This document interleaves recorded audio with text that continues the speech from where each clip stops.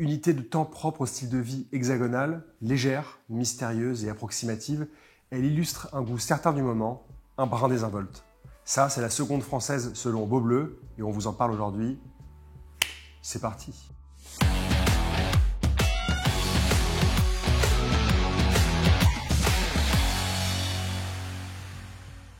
La dernière fois, quand vous parlez de Beaubleu, on vous parlait de la collection permanente Etché, une magnifique collection où on retrouve évidemment les montres Beaubleu aux aiguilles rondes et surtout une collection de montres de série permanente, contrairement aux éditions limitées qu'avait l'habitude de lancer Beaubleu. Ça existe toujours chez Beaubleu, on les aime ces montres et je vous remets la vidéo juste ici.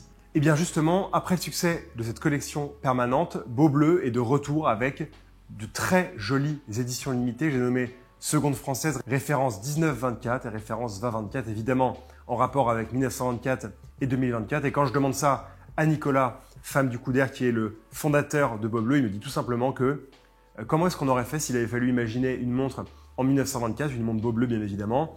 Il l'a fait. Et si on devait imaginer cette réinterprétation de la montre de 1924 en 2024, comment aurait-on fait? Et bien la réponse, c'est aujourd'hui, mesdames et messieurs. La réponse est cette fois-ci mystérieuse.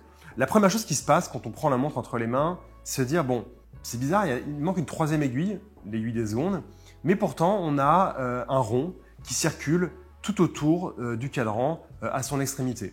Et quand donc, du coup on a pris connaissance de cette seconde en mouvement, on se dit, mais où est-ce que prend source, où est-ce que prend racine l'aiguille des secondes? Et puis on se dit, mais en fait, on regarde toutes les coutures dans le cadran, on ne voit absolument pas finalement ce qui relie la seconde au chemin des aiguilles traditionnelles.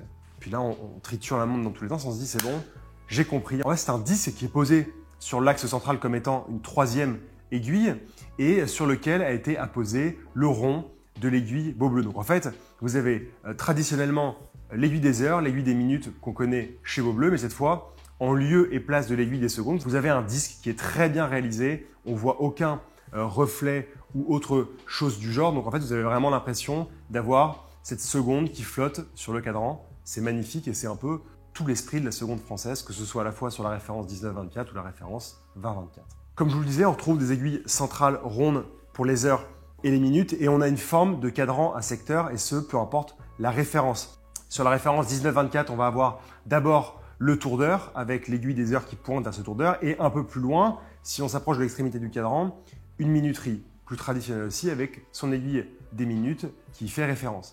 Si on prend la référence 2024, donc ce qui aurait été la montre, on va dire dans un futur, comme on l'aurait pu l'imaginer en se disant 1924, à quoi ressemblera la montre Beaubleu en 2024, et ben on a le même jeu de secteur, mais un peu plus mis en relief cette fois avec, on va dire, un tour d'heure avec deux petits liserés autour qui le montent un petit peu justement en relief. On a l'impression d'un tour d'heure crénelé, comme la minuterie un peu plus loin, toujours en relief.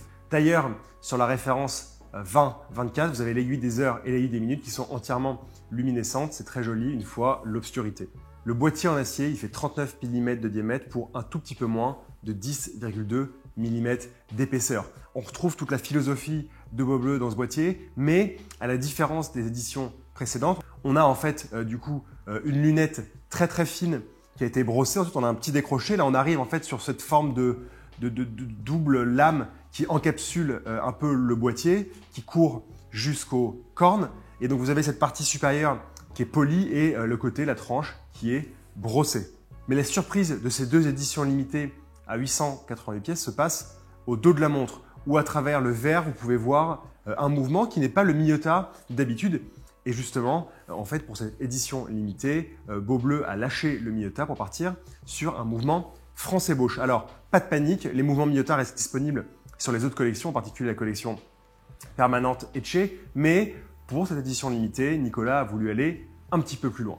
France-ébauche, c'est une société qui est créée à la fin des années 60 de la réunion de certains établissements de motoristes. J'entends les établissements Joseph Jeanbrun et compagnie, Technique Ébauche, Ébauche Cupillard et Ébauche de montre du Genevois Annemasse, comme vous l'aurez compris, à Annemasse. À l'époque, c'était une concentration pour éviter de trop se disperser entre motoristes et surtout pouvoir investir ensemble dans l'achat de belles machines. Juste quelques chiffres comme ça, en 1977, France Ébauche, c'est 8 millions d'ébauches, donc plutôt important pour l'époque.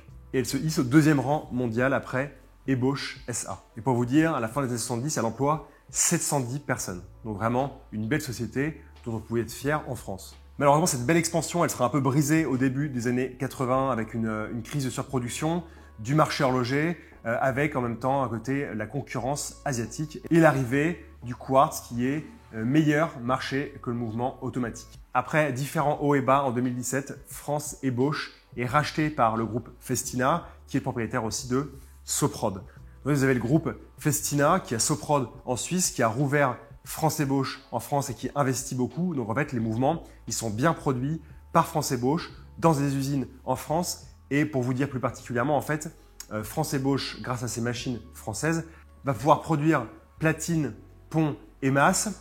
Et pour tout le reste, ça va être produit en Suisse. Il n'y a aucun composant asiatique à l'intérieur, d'après les dires de France Ébauche. Donc on trouve dans ces beaux bleus 1924 et 2024 un calibre France Ébauche mécanique à remontage automatique de belle qualité, avec un beau pont de balancier, une finition satinée des ponts de manière générale et une masse oscillante ajourée au dessin de beaux bleus. Ces nouvelles beaux bleus, que ce soit la référence 1924 ou la référence 2024, sont proposées à partir de 1490 €, donc à savoir sur un bracelet en cuir grainé avec une boucle déployante papillon beau bleu. Si vous rajoutez 100 €, donc on arrive à 1590 €, vous aurez le droit au bracelet en acier mèche qu'on connaît déjà depuis la collection XC. Et il faut savoir qu'il y a quelques déclinaisons qu'on retrouve sur ces modèles. Sur la référence donc plus classique 1924, vous allez avoir bleu de minuit et le blanc ivoire.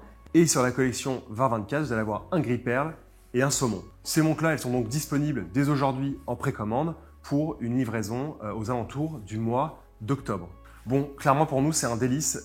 Quand Nicolas m'a montré les montres pour la première fois, j'avoue, j'étais surpris parce que je me suis dit, bon, c'est quoi ce truc des secondes qui bougent comme ça là, à l'extrémité du cadran?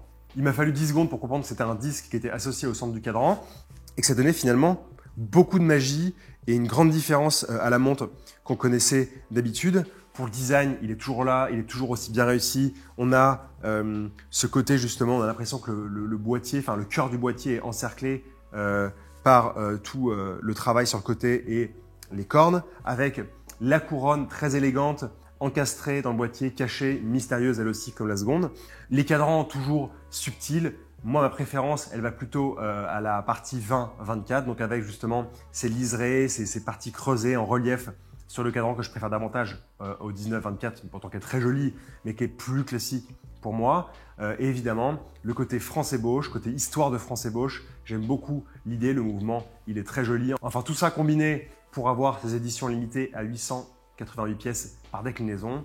On est très très heureux et franchement, c'est un plaisir de retrouver Beau Bleu sur ce terrain-là, sur le terrain des éditions limitées. Ce sera, je l'espère, un succès mérité pour la marque.